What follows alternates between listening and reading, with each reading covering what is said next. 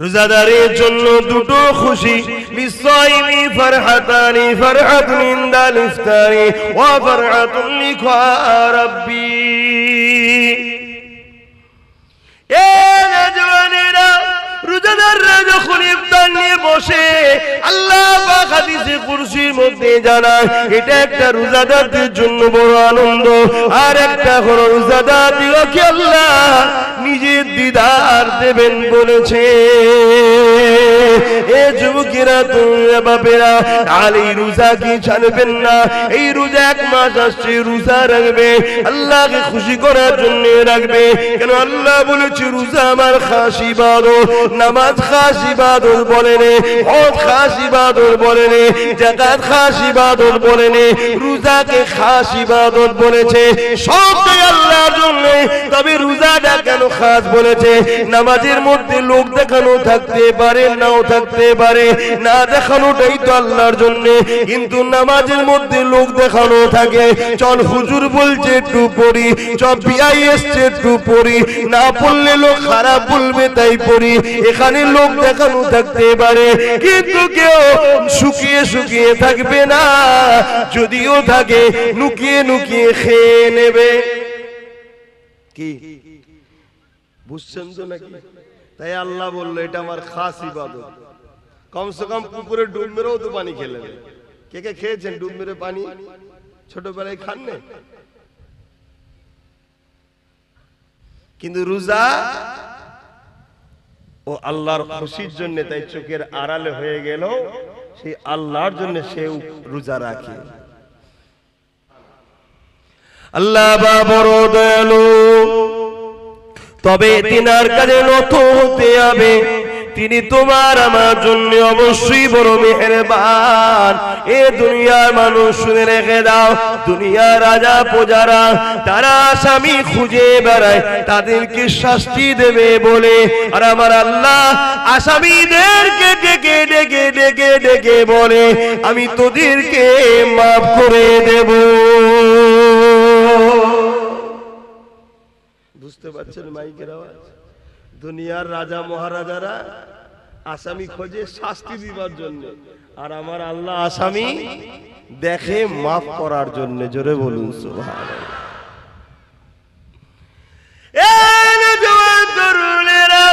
কি আলোচনা করবো সংক্ষিপ্ত সময়, মনে রেখে দেবেন জীবনে কোনোদিন কাউকে খুশি দিনা করতে পারে, কখনো কারো মনে আঘাত দেবেন না। আল্লাহ সৃষ্টিকে কখনো জুলুম অত্যাচার করবেন না। আল্লাহ রসুল জানিয়ে দিলেন লা ইয়ারহামুল্লাহু মান লা ইয়ারহামুন নাস। যে মানুষকে ভালোবাসে না আল্লাহ দয়া সে পাবে না। ভালোবাসার প্রকৃত রাস্তা হলো আল্লাহর জান্নাতের রাস্তা দেখানো। এই আপনাদেরকে ভালোবাসি বলে আল্লাহ জান্নাতের রাস্তা দেখায়। আল্লাহ জান্নাত পেতে গেলে সর্বপ্রথম কাজটা কি? ঈমান আনতে হবে। আমানতু বিল্লাহি ওয়া মালাইকাতিহি ওয়া কুতুবিহি ওয়া রাসূলিহি ওয়াল ইয়াউমিল আখির ওয়াল কদরি খায়রিহি ওয়া শাররিহি মিনাল্লাহি তাআলা ওয়াল বাসি বাদাল মউত। প্রথমে ঈমান আনতে হবে। এ যুবকেরা, তরুণেরা, আমার আপনার নবী মুহাম্মদ রাসূলকে জীবনের থেকে বেশি ভালোবেসে, জীবনের সব কিছু থেকে বেশি আদব করে মেনে নিতে হবে। এই মেনে নিবার পরে তিনি যা করতে বলেছে করতে হবে, তিনি যা নিষেধ করেছেন ছেড়ে দিতে হবে। এ যুবকেরা, আল্লাহ নবী জানিয়ে দিলে এ বিশ্বে মানুষেরা তোমাদের জন্য তোমাদের রব একটা আমার রোজাকে ফরজ করে দিয়েছে, একটা আমার রোজাকে রাখতে বলেছে। আল্লাহর কোরআনও আমাদেরকে জানিয়ে দিয়েছে রোজাদারের জন্য রোজা রাখা ফরজ হয়ে গেছে। এবং এই রোজা এমন একটা নিয়ামত, as-sawmuli wa ana biya, আমার আল্লাহ জানিয়ে দিলেন রোজাদারদের জন্য সবথেকে বড় খুশির খবর এটা। আল্লাহ বলছে রোজা হলো আমার খাস ইবাদত, আর আমি আল্লাহ কুদরতি হাতে রোজাদারকে পুরস্কার নিজে দেব। রোজা নিয়ে বলি সংক্ষেপ সময়, আর কি বলবো। রোজা রাখেন আপনাদের ঘরের ছেলেরা সব? হ্যাঁ, যুবকরা রাখে তো, বোনেরা? আর না বাপ মা বলে এই বয়সে রাখিনি রে, রোগা হয়ে যাবি, এটা বলে নাকি? কিন্তু আজ বেঈমানের দলেরা, ইসলামের দুশমনেরা আমাদের ঘরে তো রোজা রাখাবার পরেও বেকার করে ফেলছে রোজাগুলোকে। আপনারা সব এলাকায় রোজার পার্টি হয় নাকি? ইফতার পার্টি করেন নাকি? ইফতার পার্টিতে যাওয়া হারাম, চলবে না। ইফতার মাহফিলে যাবেন, সওয়াবের কাজ। ইফতার মাহফিলের নেতৃত্ব দেয় উলামা হযরতরা, আর ইফতার পার্টির নেতৃত্ব দেয় ফাসিক, ফাজিল, হারামখোর, বেরোজাদাররা। কথা বুঝছেন না? বোঝেন না? কত পার্থক্য বুঝলেন? ইফতার মাহফিল হলে যাবেন, ইফতার মাহফিলে আলেমরা থাকে, তারা নেতৃত্ব দেয়।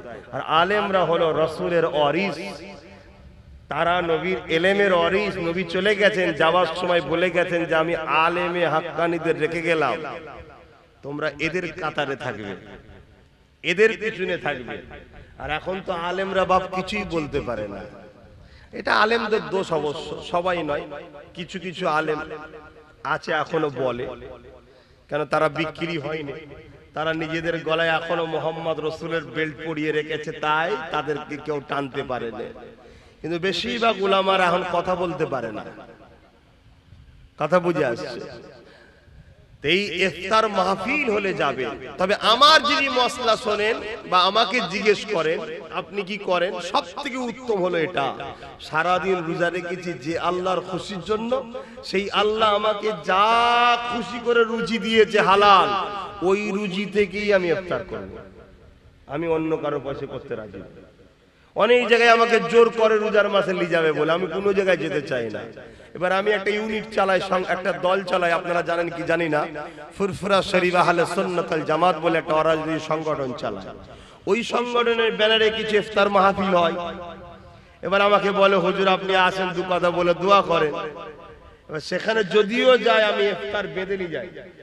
তারা বলে কোনো চিন্তা নেই, আমি চিন্তার কোনো কারণে সতর্ক হতে হয়।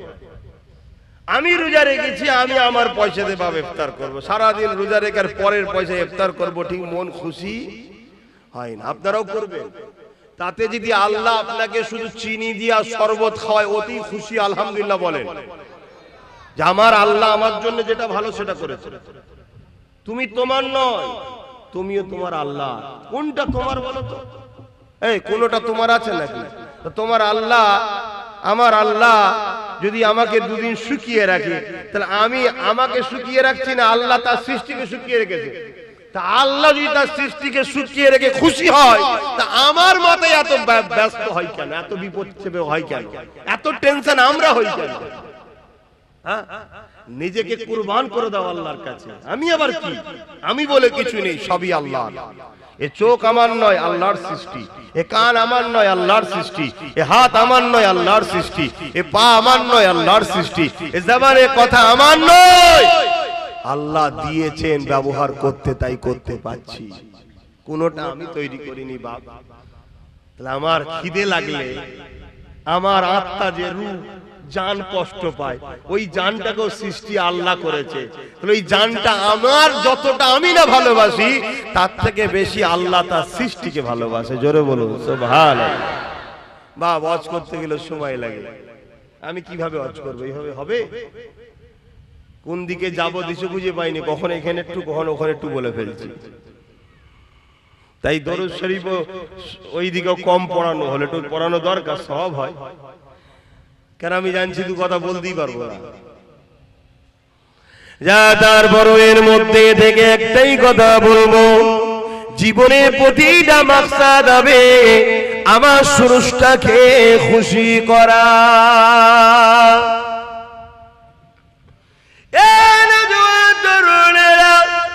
অবশ্যই বাবা আপন, কিন্তু আল্লাহ থেকে আগে নয়। অবশ্যই পীর মুর্শিদ আপন, কিন্তু আল্লাহ থেকে আগে নয়। অবশ্যই স্বামী স্ত্রী আপন, কিন্তু আল্লাহ থেকে আগে নয়।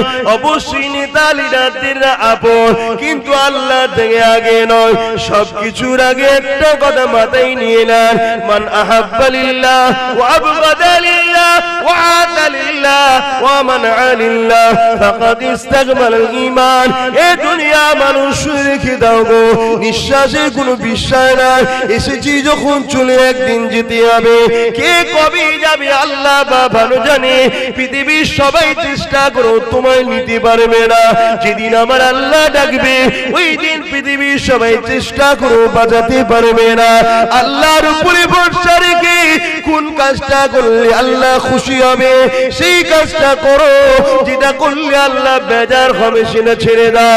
মা বাপকে ভালোবাসতে হবে কিন্তু আল্লাহর জন্যে, স্বামীকে ভালোবাসতে হবে কিন্তু আল্লাহর জন্যে, স্ত্রীকে ভালোবাসতে হবে কিন্তু আল্লাহর জন্যে, দুনিয়ার লিডারকেও ভালোবাসতে হবে কিন্তু আল্লাহর জন্যে।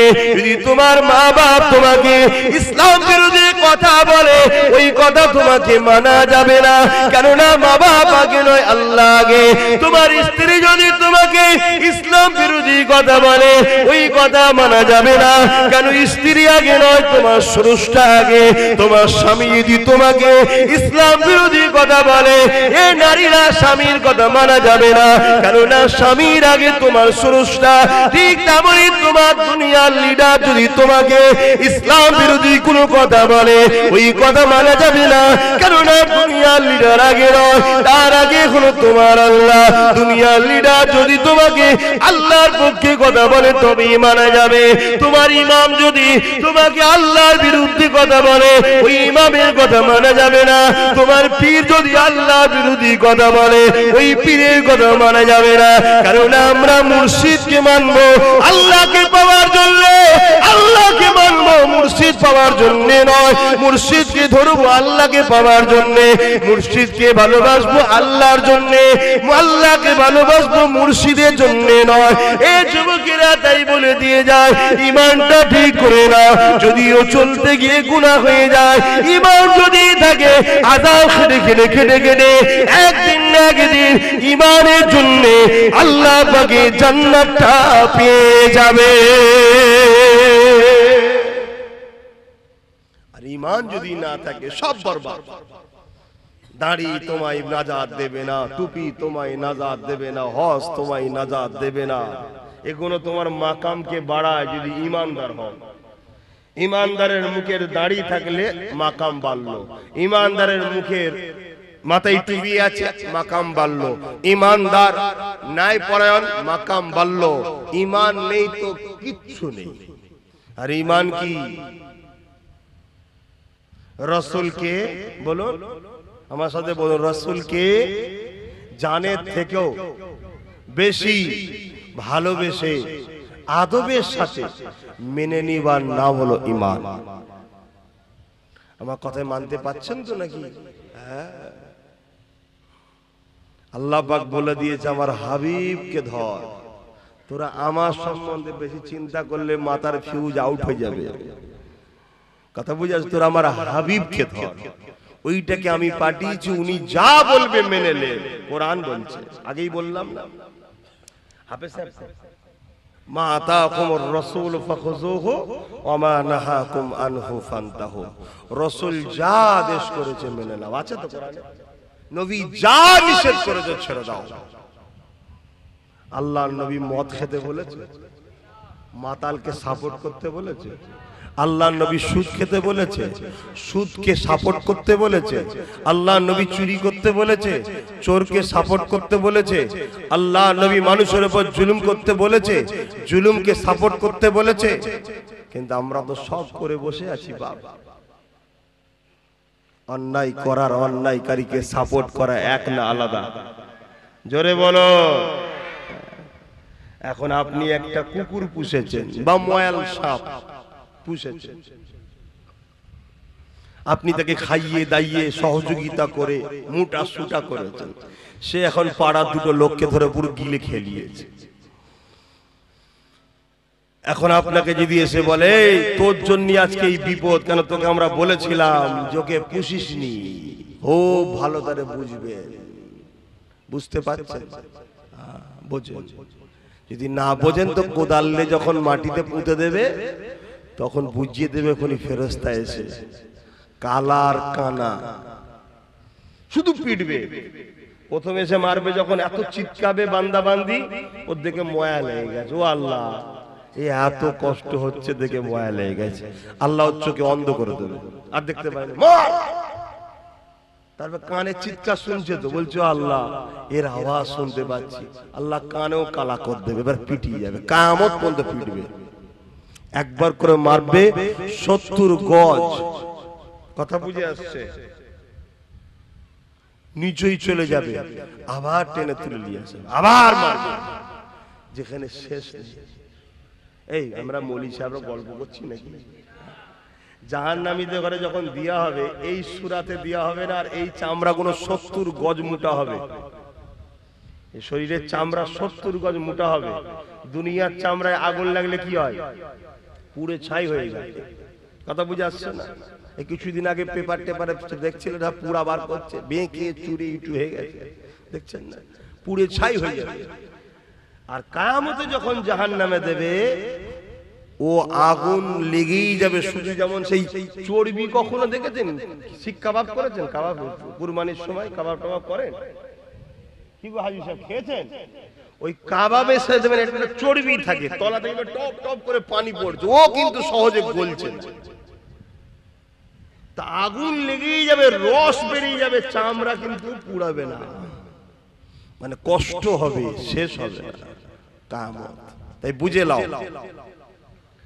এখন পাড়ার লোকেরা বলছে, তোকে বলেছিলাম এ সাপ পুষবি নি, এ সাপ কিন্তু বড় হলে ক্ষতি করবে, তুই দুধ কলা খাইয়ে তাকে আদর করিয়ে বড় করলি, ও তো পাড়ার দুটো লোককে খেয়ে ফেলেছে, এবার কি হবে? বলছে আমি কি খেয়েছি? সাপ তো খেয়েছে। বলছে তুই তো পুষে বড় করেছিস, তো মার বাড়িওয়ালার হবে না? হবে না? বুঝতে পারছেন? তাহলে কেউ যদি জুলুম করে সে শুধু মার খাবে না, আমরাও জালিমকে সাথ দিয়েছি, আমাদেরও পেঁদানি খেতে হবে। তাঁরা হয়েছে কোথায়? সব বুঝবে আল্লাহ, আল্লাহ পাক কাউকে ছাড়বে না। এখনো সময় আছে, অসংখ্য পরিবর্তন হবে। আমার নবীর কথা মানবে না? মানবে না? হাত তুলে দেখাও কারা মানবে। আলহামদুলিল্লাহ। মিশকাত শরীফ আব্দুল্লাহ ইবনে উমর থেকে রয়াত, নবী বললেন, এ আমার মাননেওয়ালারা। কারা মাননেওয়ালা? নবীর হাত তুলে দেখান, নবীর মাননেওয়ালা কারা? আলহামদুলিল্লাহ, আপনাদের জন্য হাদিসটা বলছি। এ আমার মাননেওয়ালারা, কিয়ামতের শেষ দিন পর্যন্ত তোমরা আমার খানদানের ঝান্ডা তলায় থাকবে। জোরে বলুন সুবহানাল্লাহ। অর্থাৎ কুরাইশ বংশের ছেলের নেতৃত্ব মানতে হবে। আজ আমি একটা ইউনিট তৈরি করছি, আপনারা নিশ্চয়ই জানেন। তা আমার নেতৃত্ব মেনে নেবেন না? নেবেন না? মেনে নিতে হবে বাপ। সময় এখনো আছে, তওবা করুন, আল্লাহর কাছে কাঁদুন যে আল্লাহ জীবনে যা করেছি করেছি, জানতাম না করে ফেলেছি, আজ জেনে গেছি, আর নয়। মনে রেখে দেবেন, এই কবরের জমিনে যখন তোমাকে আমাকে রাখা হবে, কেউ যাবে না এই কবরের জমিনে, কিন্তু এই কবরের জমিনে একজন আসবে। বুখারী মুসলিমের হাদিস, আল্লাহ বাতিনাকে নিয়ে আসবে, তিনি তাশরীফ আনবে, তিনি অন্য কেউ নয়, দুনু জাহানের সুলতান নবী দু আলম নবী মুহাম্মদ রাসূল তাশরীফ আনবে। দুনিয়ায় যদি তিনার নেতৃত্ব মেনে নাও, তিনাকে যদি লিডার বলে মানো, আর তিনার পক্ষ থেকে আমরা নেতৃত্ব দিচ্ছি, অর্থাৎ তিনার কথাকে আপনাদের কাছে পৌঁছে দিচ্ছি, আমাদের কথা নয়। কথা বুঝছেন? সেই রাসূলের আদর্শকে যদি মেনে নাও নিজের জীবনে, তাহলে নবী আমার তখন কিয়ামত কবরে বলবে, ফেরেশতা ও আমার গোলাম ছিল, কে নাজাত দিয়া দেয়া হোক। জোরে বলুন সুবহানাল্লাহ। আর দুনিয়ায় রাসূল ছেড়ে দিয়ে নবীর দ্বীনকে যারা মিটাচ্ছে, তাদেরই পিছনে হই হই করে ঘুরে বেড়াও। মনে রেখে দিও, কবর তোমার ডাকছে, তোমার জবাব দিতে হবে। আজ আমাদের ঘরের ছেলেদের ইসলামিক কোন ইউনিফর্মের উপর, ইসলামিক কোন কালচারের উপরে আঘাত দিলে আমাদের ছেলেদের ব্যথা লাগে না, কিন্তু যারা ইসলামের বিরুদ্ধে, তাদের কিছু হলে আমাদের ছেলেদের বুকে ব্যথা ওঠে। হয় না? হয় না? কি কোথায় চলে গেল? আবার এগুলো যদি আমি বলি, আবার কিছু মুসলমান আছে শুকনো মুসলমান মুনাফিক, তাদের আবার কষ্ট হয়, এসব কথা কেন বলবে, উনি আসবে পেলেন ঘটনা বলে চলে যাবে। তাহলে ঘটনা শুনে নাও। আল্লাহ বললেন বান্দা ঈমান নিয়ে আসো। কার মতো ঈমান আনবো? এই আয়াতের ব্যাখ্যায় বলছেন সাহাবাদের মতো ঈমান আনো। সাহাবারা কেমন ঈমান এনেছে শুনে রেখে দেন। এই যুবকেরা, তরুণীরা, বাপেরা, আল্লাহ নবীর সাহাবারা কেমন ঈমান এনেছিলেন। এক সাহাবীর নাম বলে দেয় হযরতে খুবাইব রাদিয়াল্লাহু তাআলা। হযরতে খুবাইব রাদিয়াল্লাহু তাআলা। আর একজন সাহাবী ছিলেন হযরতে খাব্বাব রাদিয়াল্লাহু তাআলা। আল্লাহ নবীর সাহাবী ছিলেন হযরত ওমর ফারুক। যখন সিংহাসনে বসলেন, অর্ধ পৃথিবীর রাজত্ব যখন চালাতে লাগলেন, আমিরুল মুমিনিন খলিফাতুল মুসলিমিন যখন হলেন, এই যুবকেরা, তরুণীরা, বাবেরা, ওই হযরত খাব্বাব রাদিয়াল্লাহু তাআলা আনকে আল্লাহ নবী সাহাবী হযরত ওমর বলেছিলেন, এ নবী সাহাবী শুনেছিলাম তোমার উপরে অনেক জুলুম অত্যাচার হয়েছিল, একটু খানিক আমাকে বলো কি জুলুম অত্যাচার হয়েছিল। হযরত খাব্বাব রাদিয়াল্লাহু তাআলা নিজের কোমরের কাপড়টাকে সরিয়ে দিলেন। এ যুবকেরা, তরুণীরা, বাবেরা, তোমার আমার কোমরে গোশত রয়েছে সৌন্দর্যের জন্য। আল্লাহ নবীর ওই সাহাবীর কোমরটা পুরো প্লেন ছিল, গোশত ছিল না। আল্লাহ নবীর সাহাবী হযরত ওমর দেখে বলতে লাগলে, ভাই খাব্বাব, এই রকম কোমর তো আল্লাহ জমিনে কারো দেখিনি, কি ব্যাপার আল্লাহ তোমাকে এরকম বানালো? হযরত খাব্বাব বলতে লেগেছে, ও ভাই হযরত ওমর, আল্লাহ আমাকে সুন্দর কোমর দিয়েছিল, কিন্তু আমি নবীর পক্ষে যাওয়ার জন্য, নবীর দল করার জন্য, ন্যায়ের পক্ষে, সত্যের পক্ষে, মানবতার পক্ষে, ইনসাফের পক্ষে, মানব বন্ধনের পক্ষে, ভ্রাতৃত্বের পক্ষে, সত্যের পক্ষে থাকার জন্য তৎকালীন লিডার আবু যর উতবা সাইবাইরা আমাকে জুলুম করেছিল। আমাকে বলেছিল মুহাম্মাদের দল ছেড়ে দে, আমাদের দলে চলে আয়, মুহাম্মাদের দল ছেড়ে দে, আমাদের দলে চলে আয়, না হয় তোর উপরে জুলুম হবে, অত্যাচার হবে।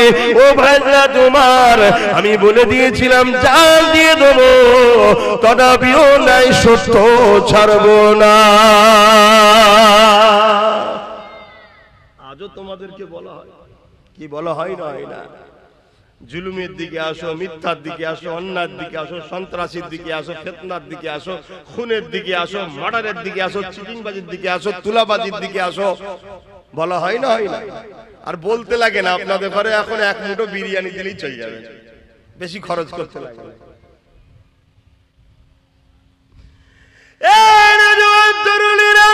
হযরত খাব্বাব রাদিয়াল্লাহু তাআলা হুজুর আমার কাঁদে আর বলে, ভাই ওমর, আমি যখন তাদের কথা মানিনি, এই জন্য তারা আগুন তৈরি করেছিল, ওই আগুনের লাকড়ি তৈরি করে ওই আগুনের উপরে আমাকে হাত পা বেঁধে বসিয়ে দেওয়া হতো। ওই আগুন পুড়ে পুড়ে পুড়ে পুড়ে আমার কোমরের গোশতগুলোকে পুড়াতে লাগতো। আগুন কোমরের গোশতগুলো থেকে রস বাহির হতো, আগুনটা নিভিয়ে যেত, আবার সাইডে বসিয়ে আবার আগুন তৈরি করতো, আবার বসিয়ে দিত। এইভাবে পোড়াতে পোড়াতে পোড়াতে পোড়াতে পোড়াতে আমার কোমরের গোশতগুলো আগুনে সব খেয়ে ফেলেছে। ভাই ওমর, আমার মুখে লটকে গরম করে ছেঁকা দিয়া হতো, আর বলতো মুহাম্মদকে ডাকবি না, আল্লাহকে ডাকবি না। এ যুবকেরা, তরুণীরা, আব্বারা, তাদের মতো ঈমান আনতে হবে। কোরআন বলছে আমাদের ঈমান কোথায় রয়েছে দেখো। এ যুবকেরা, তরুণীরা, বাপেরা, আজ আমরা তাদের মতো ঈমান আনতে পেরেছি কি ভাবো? নাই নাজাত পাবেন না, আখিরাতটা বড় কঠিন হবে। কি ভাবছেন, কি করছেন আমি জানি না। যদি কারো মনে হয় যখন হবে তখন দেখবো, কি দেখবে যুবক? চুলের থেকে সরু, হিরের থেকে ধার, একটা রাস্তার উপর দিয়ে যেতে হবে, পুলের উপর দিয়ে। পুলের ওই দিকটা যে জান্নাত, তলায় আছে জাহান্নাম। আল্লাহ বলবে যারা জান্নাতে যেতে চাও যাও, ওই পুলটা কিন্তু পার করতে হবে। ওই পুলটা পার করতে গেলে দুনিয়ার ঘুষ দিয়ে আমাদের চলে যাচ্ছে, দুনিয়ায় মার্ডার করার পর বাইরে বাইরে ঘোরা যাচ্ছে, কেননা নেতার হাত থাকলে সব জায়েজ হয়ে যাচ্ছে। কিন্তু এই পুলটা পার করতে গেলে কোনো ঘুষ চলবে না, কোনো দাদাগিরি চলবে না। ওই পুলটা পার করতে গেলে ঈমান লাগবে, ঈমান ইমান লাগবে। কেমন ইমান? সাহাবাদের ইমান যেমন ছিল, একদিকে হারাম তোমাকে ডাকছে, একদিকে হালাল তোমাকে ডাকছে, একদিকে শয়তান তোমাকে ডাকছে, একদিকে রাসূলের গোলাম আব্বাস তোমাকে ডাকছে, বা আলেম ওলামারা তোমাকে ডাকছে। এ বাপেরা, নওজোয়ান তরুণেরা, তোমাদেরকে ডিসাইড করতে হবে আমি রাসূলের দলে যাব না ইবলিসের দলে যাব। কারণ পৃথিবীর জমিনে দুটো দল আছে, একটা রহমান আল্লাহ পাকের দল, আর একটা হলো ইবলিসের দল। আল্লাহ দলের পক্ষে 1 লক্ষ মতান্তর, 2,24,000 নবী রাসূল এসেছে, আখরি নবী মুহাম্মদ রাসূল এসেছে। সেই নবীর বর্তমানে নবী পাকের পক্ষ থেকে নবীর ওয়ারিসরা রয়েছে। কারণ নবী আমার বিদায় নিবার সময় বলে গিয়েছিলেন, বাবারা শুনে রেখে দাও, আমি নবী তোমাদেরকে 3টে জিনিস রেখে গেলাম, 2টো নয় 3টে। প্রথম নম্বর হলো কিতাবুল্লাহ, আল্লাহ পাকের কিতাব। দ্বিতীয় নম্বর সুন্নাতে রাসূলি, আমার সুন্নাত। 3 নম্বর হলো আহলে বাইতি, আমার পরিবার, আমার খানদান। তাই মিশকাত শরীফে আব্দুল্লাহ ইবনে আব্বাস রাদিয়াল্লাহু তাআলা হাদিসটা বললাম, হযরত ওমর ইবনে আব্দুল্লাহ হুজুরের হাদিসটা বললাম, কি নবী আমার জানিয়ে দিলে, এ আমার মাননেওয়ালারা, তোমরা ইদিক উদিক করো না, কেননা আমার খানদানের হাতে কিয়ামতের সেই দিন পর্যন্ত 2জন যদি আমার বংশে থাকে, তার মধ্যে একজনের হাতে আমার ঝান্ডা থাকবে।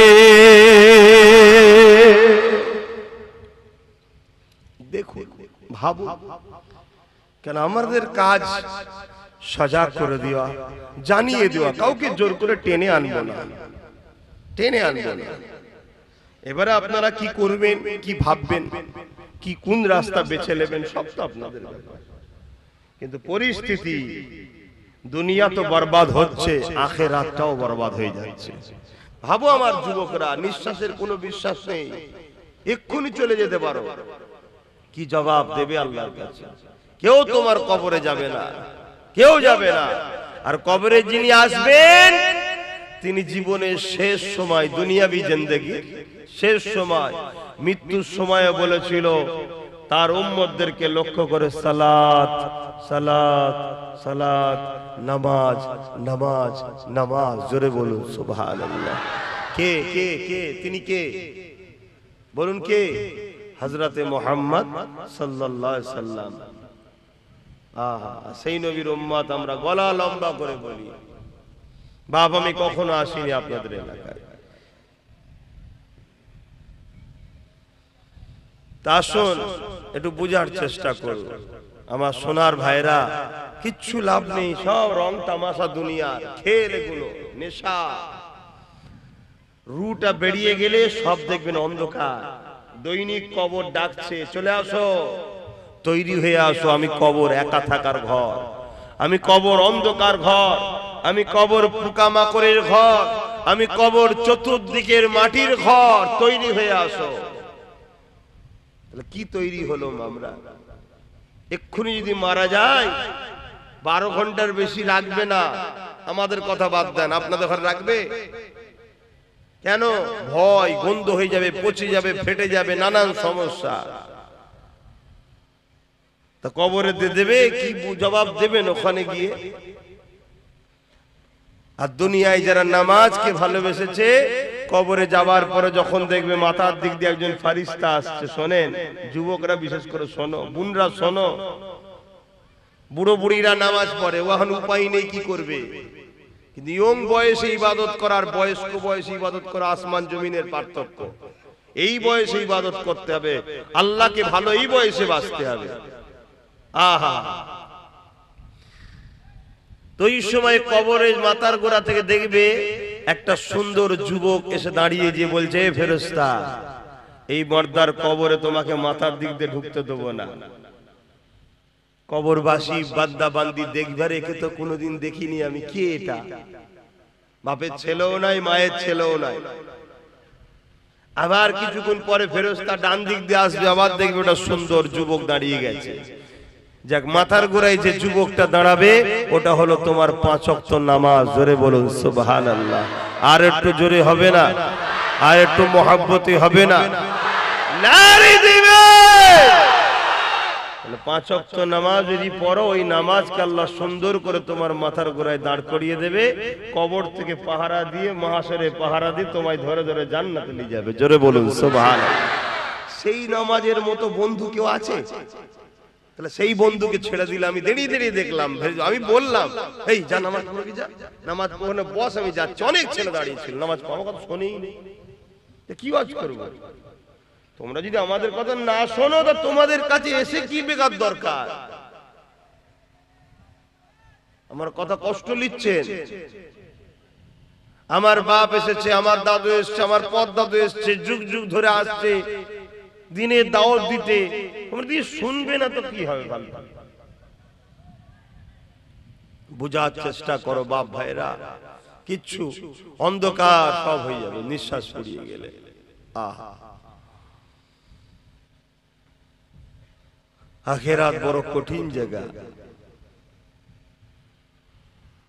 আল্লাহ নবী জানিয়ে দিলেন বাবারা, বেশি বেশি করে কিয়ামতের জন্য চিন্তা করো বাবা। সাহাবা হুজুররা বলেন, ইয়া রাসূলুল্লাহ হাবিবাল্লাহ, হুজুর আপনি কিয়ামতের জন্য বারবার কেন বলেন? কিয়ামত হবে তো নাকি? কবে হবে?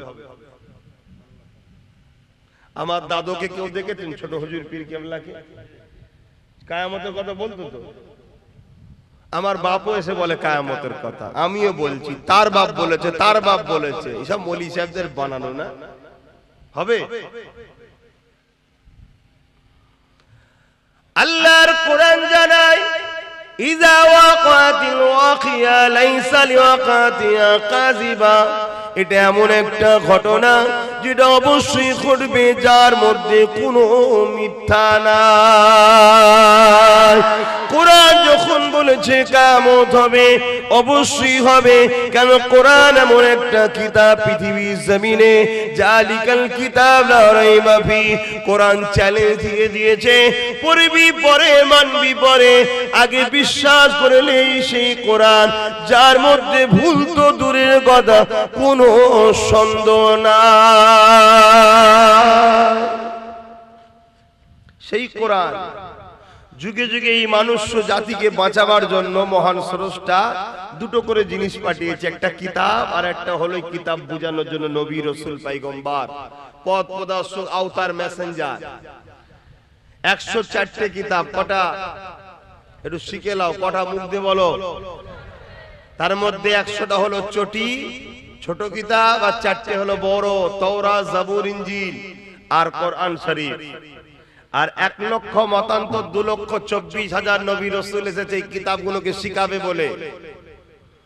শত শেষ নবী রাসূল হলেন মুহাম্মদ সাল্লাল্লাহু আলাইহি ওয়াসাল্লাম। তিনি যতটা আমার, ততটা আপনাদের, ততটা হিন্দু, দলিত, আদিবাসী, সাঁওতাল, বাগদি, ডোম, মুচি যা আছে পৃথিবীতে সমস্ত মানুষের জন্য উনি পথ প্রদর্শক, মেসেঞ্জার, রাসূল, আখিরি আওতার, আখিরি পয়গম্বর হয়ে এসেছেন। জোরে বলুন সুবহানাল্লাহ। এবং কোরআন শরীফ হলো সর্বকালের সর্বশ্রেষ্ঠ আখিরি আসমানি চূড়ান্ত ফয়সালার গ্রন্থ আল কোরআন শরীফ। জোরে বলুন সুবহানাল্লাহ। সেই কোরআন বলছে কিয়ামত হবে, অতএব হবে। কবে হবে? আল্লাহ, আল্লাহর রাসূল ভালো জানে। তবে মুহররমের 10 তারিখ কিছু কিছু নমুনা রাসূল বলেছেন, যেমন জুম্মার দিন হবে, এগুলো দিয়ে গেছে। তবে আলামত রাসূল যে 70টা বলেছে কিয়ামতের, তার মধ্যে 65টা আলামত ঘটে গেছে। 2023 এর মধ্যে আরো 2-3টে ঘটে যাবে। কথা বুঝে আসে ইনশাআল্লাহ। 2023টা পৃথিবীর মানুষের কাছে বড় একটা বিপদের বছর হবে। অনেক কিছু ঘটবে 2023-এ। বেশিরভাগ কিতাব এবং যা ভবিষ্যৎবাণী আমার দয়ার নবী করে গেছেন, তা থেকে যতটা আমাদেরকে আল্লাহ শিখিয়েছে সেই অনুযায়ী। আর মুহাম্মদ রাসূল যা বলেছে, একটা কথা চুল পরিমাণ লড়ে না, হুবহুব হয়। জোরে বলুন সুবহানাল্লাহ।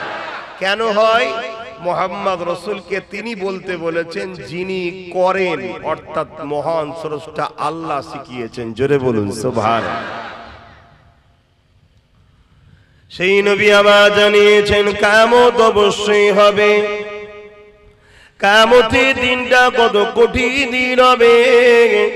আল্লাহ নবী সাহাবাদেরকে জানালেন, মাথার এক বিগদা ইখতিলাফাত পরে আল্লাহ পাক এই সূর্যকে নামিয়ে দেবে। এই সূর্যের বর্তমান 1 গুণ তাপ রয়েছে, সেদিন 12 গুণ তাপ বেড়ে যাবে। এখন লক্ষ কোটি মাইল দূরে সূর্য রয়েছে, সেদিন মাথার এক বিগদা ইখতিলাফ, এক হাত করে সূর্যকে নামিয়ে দেবে। মাথার খিনগুলো নাক দিয়ে গুনে গুনে ঝরে ঝরে পড়তে লাগবে। ওই কিয়ামতের দিনটা এত কঠিন দিন হবে। এ যুবকেরা বোনেরা শুনে খেয়ে দাও, ওই দিন দেখা যাবে নবী আমার জানান এমনও বাপ পাওয়া যাবে নিজের ছেলেকে জমিনে শুইয়ে দিয়ে তার বুকের উপরে পা দিয়ে দাঁড়িয়ে যাবে। এমনও ছেলে পাওয়া যাবে নিজের বাপকে জমিনের উপরে শুইয়ে দিয়ে তার বুকের উপরে পা দিয়ে দাঁড়িয়ে যাবে। এমনও মেয়ে পাওয়া যাবে নিজের মাকে জমিনে শুইয়ে দিয়ে তার বুকের উপরে পা দিয়ে দাঁড়িয়ে যাবে। এমনও মা পাওয়া যাবে, এমনও মেয়ে পাওয়া যাবে নিজের মাকে জমিনে শুইয়ে দিয়ে তার বুকের উপরে পা দিয়ে দাঁড়িয়ে যাবে। সাহাবা হুজুররা বলেছিলেন, ইয়া রাসূলুল্লাহ হাবিবাল্লাহ, এই রকমটা কেন হবে? নবী আমার বলেছিলেন, লোহাকে আগুনে দিলে পুরে যেমন লাল হয়ে যায়, ওই সূর্যের তাপে জমিনটা লাল হয়ে যাবে। জমিনের উপরে মানুষ দাঁড়াতে পারবে না। যার উপরে যার জোর চলবে, জোর করে জমিনে শুয়ে তার বুকের উপরে পা দিয়ে দাঁড়িয়ে যাবে। এই যুবকেরা, নামাজ কাজা করে দিলে ইচ্ছা করে ওই দিনে তোমার আমার কি দশা হবে? ভয় লাগে না সেই আল্লাহকে? দেখো, আমারও যুবক বয়স, জানি ভুল হয়, এই বয়সে একটু ভুল হয়,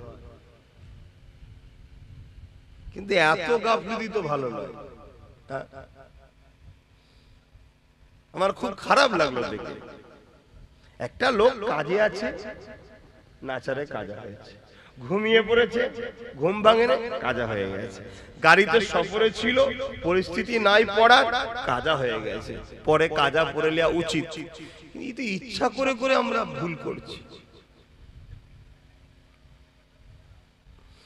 পরিবর্তন হয়ে যাও আল্লাহর রাস্তে, কেননা দুনিয়ার সমস্ত বাচ্চাদের নিয়ম কানুন চেঞ্জ করা যায়।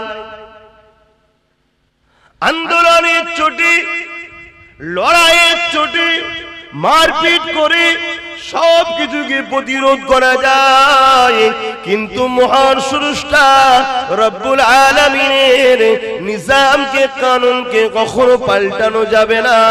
তিনি জানিয়ে দিয়েছে, এ দুনিয়া মানুষ, আমি তোদেরকে বানিয়েছি, সুন্দর দুটো চোখ দিয়েছি, এই চোখের ঋণ তোরা শোধ করতে পারবি না, এর বিনিময়ে আমি তোদের কাছে কিছু নিই না। দুটো কান দিয়েছি, কানের কথা শুনবি, এই কানের ঋণ তোরা শোধ করতে পারবি না, এর বিনিময়েও আমি কিছু নিই না। দুটো হাত দিয়েছি, হাত দিয়ে হালাল ইনকাম করবি, নিজের প্রয়োজনের কাজ করবি, গরিবদেরকে দান করবি, অসহায়ের সেবা করবি, মা বাপের খেদমত করবি, নিজের রাষ্ট্রের জন্য কাজ করবি, নিজের রাষ্ট্র সেবা করবি, নিজের রাষ্ট্রের খেদমত করবি। এ আমার বান্দা বান্দিরে, তোদের নিত্য প্রয়োজনীয় কাজ হাত দিয়ে করবি, এর ঋণ তোরা শোধ করতে পারবি না, তথাপি আমি আল্লাহ এর বিনিময়ে তোদের কাছে কিছু নিই না। আল্লাহ কিছু নিয়েছে? কি গো, অসুবিধা হচ্ছে? জিজ্ঞেস করলে সারা দেবে, বেজার হচ্ছে? বকছি বলে মনে কষ্ট হচ্ছে? আমরা বকবো না তো বকবে কারা? বকার ক্ষমতা তো আমরাই রাখি, কেন আমরা তোমার নবীর খানদানের ছেলে, আমরাই বকতে পারি তোমাদের ঘরে, অন্য কারো অধিকার নেই তোমাদের দিকে চোখ তুলে তাকাবে, ঠিক না বেটি? কিন্তু দুঃখের বিষয়, তোমরা আমাদের ঘরে ধরা দিও না বলে যারা তোমাদের জুতো বওয়ার উপযুক্ত নয়, তারা তোমাদের ঘরে এখন গলায় বেল দিয়ে ঘোরাচ্ছে। কথা বুঝে আসছে? হ্যাঁ, পৃথিবী বিখ্যাত ধনী কিন্তু কাফের, ঈমান নাই। আর সব থেকে গরিব পৃথিবীর রাস্তায় পড়ে থাকে কিন্তু ঈমান আছে, ওই পৃথিবী বিখ্যাত ধনীর ওই জুতো বড় উপযুক্ত নয়, কারণ ওর ঈমান আছে। জোরে বলুন সুবহানাল্লাহ। ঈমান এমন একটা সম্পদ, কিন্তু বাপ তোমরা তো গুরুত্ব বোঝো না।